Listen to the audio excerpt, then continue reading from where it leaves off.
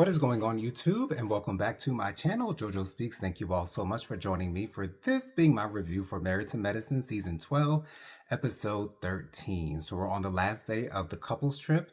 Of course, before I get into the review, I have to start doing this during my reviews. Please be sure to subscribe to my channel. Press that big white subscribe button. It is free and easy to do. Takes less than a second to mash that thing. So go ahead and mash it for a brother. Also, be sure to click the thumbs up button. Let me know you're enjoying the content I'm putting out on my channel. Be sure to leave a comment. Let me know your thoughts on this 13th episode of Married to Medicine of Season 12. Let me know what your thoughts are on the things that I'm discussing and also some things I might have missed during my review. Also, be sure to press the notification bell so you're notified every time I post a new video. And last but not least, be sure to share JoJo Speaks with all your family, friends, and loved ones. Let everybody know JoJo Speaks is out here in these YouTube streets. So we're on the last day of the couples trip. So Toya and Eugene have a couples therapy session to do on this last day, and they also have separate therapy sessions, one for the guys who actually have a therapist, I believe, so that is conducting their conversation, as well as the women going off and doing their own thing using Mimi as their therapist. Not to say that that actually happened, but hey, it is what it is. But so the couples are asking, well, Toya is asking questions about who's most likely to. That goes somewhat well, I guess. I thought it was interesting that Heavenly said that Jackie is the most likely to have a secret life that no one knows about. I thought that was extremely telling, and I think that tells us a whole lot about Dr. Jackie. Not want to put out any rumors or anything of that nature, but I thought that was pretty interesting. And I also enjoyed the fact that when the question was asked who was most likely to say the wrong name during relations in the bedroom, and the majority of them said Toya. I thought that was hilarious as well. But then the group split up. The men stay near the chairs where they were originally sitting, as the ladies go off in a corner while the guys are getting some therapy going on. And although I spoke on this during Prophetic Fire Reiki yesterday on Jennifer's show, make sure you subscribe to Prophetic Fire Reiki on YouTube.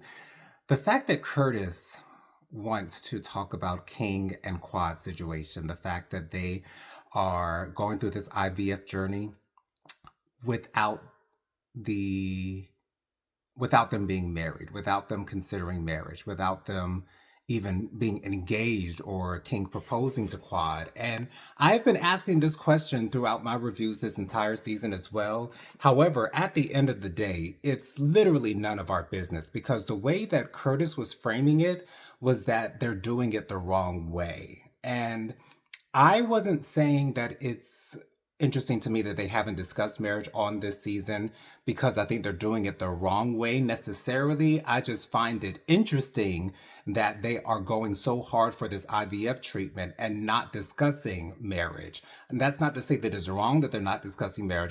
Just think it was interesting that they're not discussing marriage, but I think the fact that Quad, a little bit earlier in the episode, while they were still getting their massages on the river rafts, Quad does not want to get married. I don't think Quad wants to get married ever again. I don't know that to be true, but that's sort of the kind of feeling that I'm getting from Quad. I think she's done with marriage. And, you know, for her being in her 40s, she has that right to make that decision for herself, of course.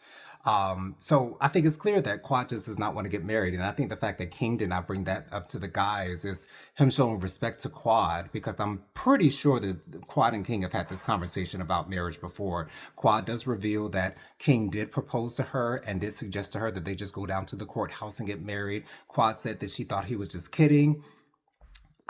To me, that doesn't sound like something that King would do. But then again, I don't know King that well to make that assumption. But you know, it is what it is. So for Curtis to bring up this fact and to bring the Bible into the conversation, saying that he believes the reason why their IVF treatment has not been successful is because they're doing this before they get married.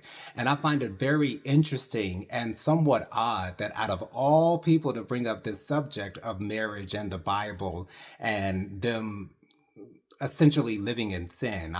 He didn't use those words necessarily, but it seems like that's what he was trying to get to by bringing up the Bible.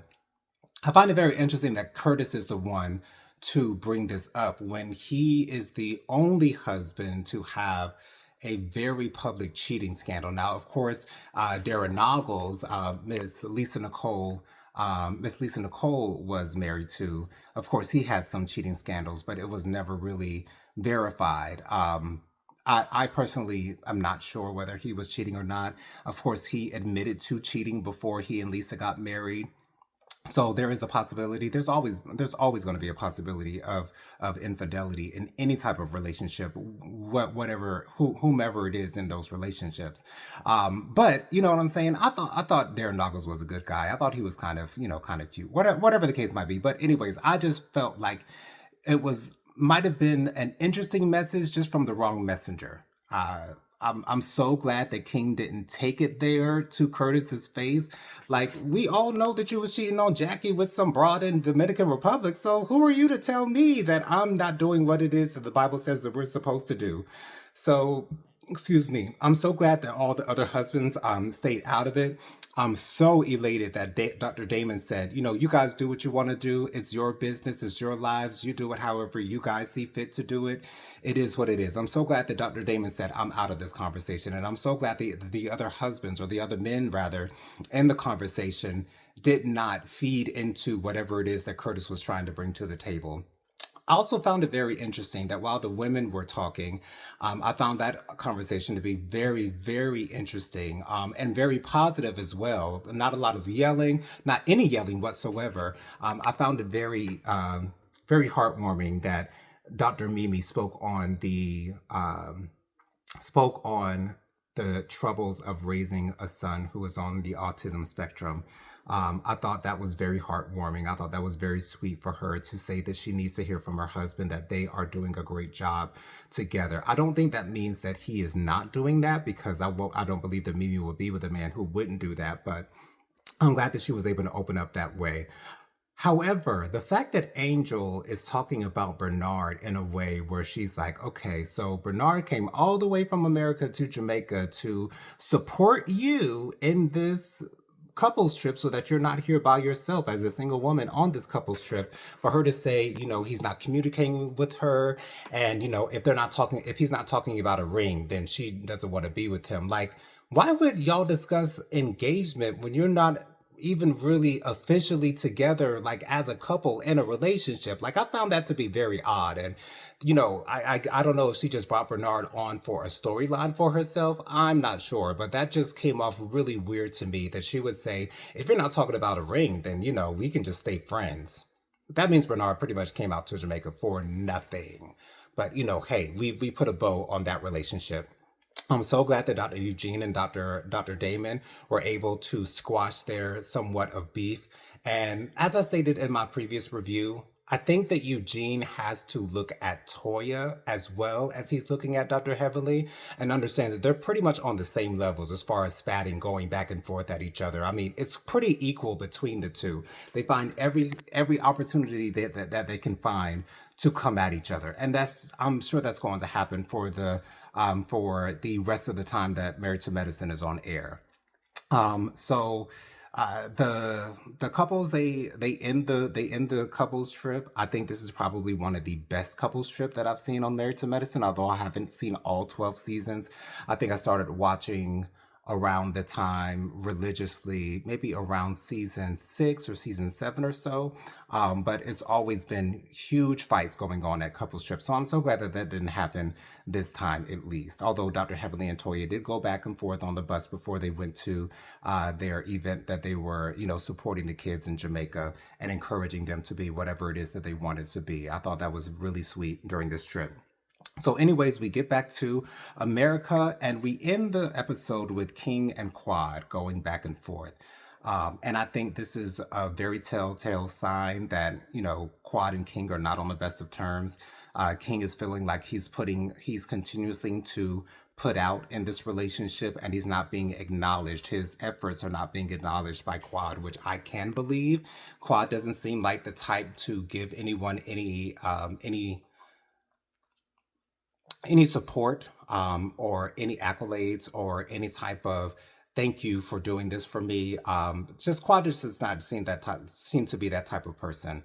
And so King is getting tired of that. And King is like, I feel like this is a test. I feel like you're trying to test me. And It definitely does seem that way from what we have seen. And so I don't know if Quad and King are going to sever their relationship while they're on the show. Now, the next episode is supposed to be the season finale. So I'm assuming that's not going to happen on camera. But what did you guys think about this episode? How did you think of Curtis bringing up the fact that King and Quad are not married and still trying to go through this IVF journey? Do you support Dr. Eugene and Dr. Damon burying the hatchet? Do you think that, Angel and Bernard were ever really serious about being in a relationship? Let me know down in the comments. How do you think that Toya and Eugene did with hosting the couples trip? I thought they did a great job. Although I will say that I don't enjoy these questions that are asked during these couples trips because they're extremely invasive. Although, of course, when you're on a reality show, that comes with the territory. But for me, it's just annoying to have to watch them have to answer all of these awkward questions. But anyways, be sure to join me every Thursday night at 8 p.m. for my live Hot Topics and Social Commentary show. I go live every Thursday night at 8 p.m. with my sister Prophetic Fire Reiki, as well as our friend Bianca Edwards. We always have a great time talking about the latest happenings and goings on in the world, so join us on Thursday night at 8 p.m. Be sure to be on the lookout for my video on Survivor, my review on Survivor 50, Episode 3, that should be being released this Friday, so be on the lookout for that. Love you guys for watching. See you on the next one. Peace out.